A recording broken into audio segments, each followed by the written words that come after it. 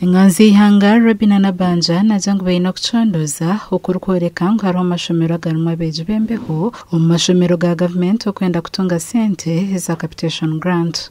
Amashomero ga kulimbaga abana bali mu P1 for capitation grants. Ati baba ku P7 you cannot deceive because they need an ID. What will happen? So that's also another area where we need to discover cow. We have ghost students or ghost pupils. I think something is not clear.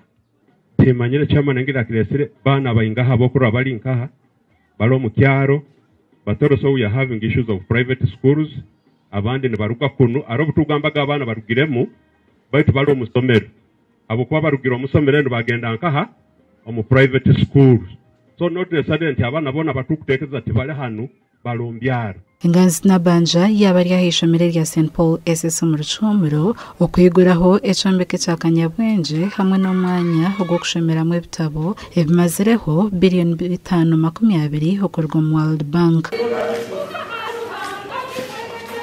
Geno musomero ogamba abana sululu moja muri bayi mubitabo bahandikire kinana nayo kusanga mu kirasi obundi bali mu 30 ande kituletereza izina libi abana bona bakurugamu habwe bisale to report in the shortest time possible.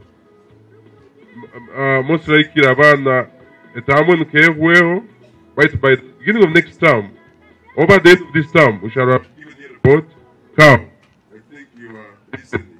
Abana barugamu musomero bali yombyaro tugonza kutorereza kuongera kubasaiga bakurugamu abazaire abamu tibali serious, abazaire nabo tibali serious, abana bakubayamu abamu ba processor. Father Leonard Chichikarama uri mukuru w'ishomero rya St Paul SS asimire government obushajichi. This work started in October last year.